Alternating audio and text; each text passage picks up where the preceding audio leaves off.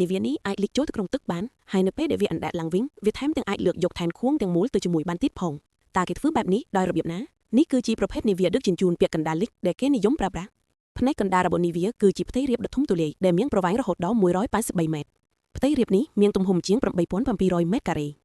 នៅផ្នែកខាងក្រោយរបស់នាវាមានប៉មទ្រទ្រង់លំនឹងដ៏ធំចំនួន2ដែលជួយរក្សាលំនឹងនាវានៅពេលដែលវាលិចចូលក្នុងទឹកផ្នែកខាងក្នុងតួនាវាត្រូវបានបែងចែកជាបន្ទប់ផ្ទុកទឹកជាច្រើននៅពេលដែលនាវាត្រូវការលិចទឹកសមុទ្រនឹងត្រូវបូមបញ្ជូនទៅក្នុងបន្ទប់ទាំងនោះពេលនោះទម្ងន់របស់នាវានឹងកើនឡើងហើយវានឹងចាប់ផ្ដើមលិចបន្តិចម្ដងដំណើរការទាំងមូលនេះត្រូវចំណាយពេលច្រើនម៉ោងដូច្នេះជាធម្មតាគេធ្វើវានៅពេលយប់ដើម្បីអាចត្រៀមប្រើប្រាស់នៅពេលថ្ងៃអ្វីដែលគួរកត់សម្គាល់នោះគឺប្រតិបត្តិការផ្ទុកទឹកនេះត្រូវធ្វើឡើងជាជំហានហើយត្រូវការតាមដានគ្រប់ពេលវេលាដើម្បីការពារកុំឲ្យនាវាផ្អៀងឬក្រឡាប់ដោយសារការបែងចែកទម្ងន់មិនស្មើគ្នានាវាទាំងមូលដំណើរការដោយម៉ាស៊ីនម៉ាស៊ូត4ចង្វាក់ចំនួន4គ្រឿងដោយសារតែផ្នែកធំនៃតួនាវាគឺជាបន្ទប់ផ្ទុកទឹកដូច្នេះម៉ាស៊ីនមិនអាចភ្ជាប់ដោយផ្ទាល់ទៅនឹងស្លាបចក្របានទេដើម្បីដោះស្រាយបញ្ហានេះម៉ាស៊ីនត្រូវបានប្រើប្រាស់ដើម្បីផលិតថាមពលអគ្គិសនីដោយផ្ទាល់ថាមពលអគ្គិសនីដែលផលិតបានគឺត្រូវបានប្រើដើម្បីបញ្ជាម៉ូទ័រអគ្គិសនីដែលធ្វើឲ្យស្លាបចក្រវិល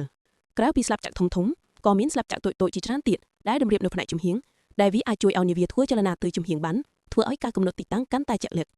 ឥឡូវនេះយើងមកមើលពីរបៀបដែលនាវាដឹកជញ្ជូនពាក់កណ្ដាលលិចនេះដឹកជញ្ជូនថែនខួងយើងដឹងហើយថាជាទូទៅថែនខួងក៏ជាប្រភេទពាក់កណ្ដាលលិចដែរមូលហេតុដែលវាអាចធ្វើបែបនេះបានគឺដោយសារតែផ្នែកបណ្ដែតរបស់ថែនខួងត្រូវបានបំពេញដោយទឹកសមុទ្រនៅពេលដែលត្រូវចារឃ្លើមញ៉ាយថែនខួងទឹកនៅក្នុងផ្នែកបណ្ដែតនឹងត្រូវបានបូមចេញដើម្បីបង្កើនកម្លាំងអណ្ដែតធ្វើឲ្យថែនខួងអណ្ដែតឡើងខ្ពស់ជាងមុនបន្ទាប់មកកម្មករនឹងប្រើប្រាស់នាវាអូសដើម្បីអូសថែនខួងមកដាក់លើផ្ទៃរាបរបស់នាវាដឹកជញ្ជូនដែលបានលិចពាក់កណ្ដាលរួចហើយនៅពេលអូសគេត្រូវប្រើខ្សែពួរធំៗចងยึดថែនខួងឲ្យនៅនឹងថ្កុលជាប់ជានិច្ចពីព្រោះការខុសទីតាំងតែបន្តិចក៏អាចបណ្ដាលឲ្យមានការប៉ះទង្គិចធ្ងន់ធ្ងរដែរនេះក៏ជាហេតុផលមួយទៀតដែលប្រតិបត្តិការនេះត្រូវតែធ្វើឡើងនៅពេលថ្ងៃ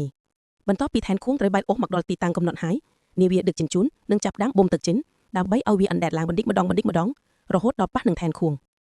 នៅពេលដែលផ្ទៃរាបទាំងមូលអណ្ដែតផុតពីផ្ទៃទឹកកម្មករនឹងប្រើប្រាស់រន្ទះទ្រដើម្បីផ្សារភ្ជាប់ថែនខួងឲ្យជាប់បន្ទាប់ពីនោះថែនខួងអាចត្រូវបានដឹកជញ្ជូនទៅកាន់ទីតាំងបន្ទាប់បានហើយដោយប្រើប្រាស់វិធីសាស្ត្រដូចគ្នាថែនខួងទី2ក៏នឹងត្រូវបានដឹកមកដាក់លើផ្ទៃរាបរបស់នាវាដឹកជញ្ជូនដែរដែលនេះធ្វើឲ្យវាអាចដឹកជញ្ជូនថែនខួងបានដល់ទៅ2ក្នុងពេលតែមួយនៅពេលដែលដឹកថែនខួងទៅដល់ទីតាំងគោលដៅហើយនាវាដឹកជញ្ជូននឹងចាប់តាមបូមទឹកចូលម្ដងទៀតដើម្បីឲ្យវាលិចចុះនៅពេលដែលវាលិចដល់ទីតាំងកំណត់ហើយថែនខួងនឹងអាចអណ្ដែតបានដោយខ្លួនឯងហើយពេលនោះគេអាចប្រើនាវាអូសដើម្បីអូសថែនខួងចេញទៅបានហើយ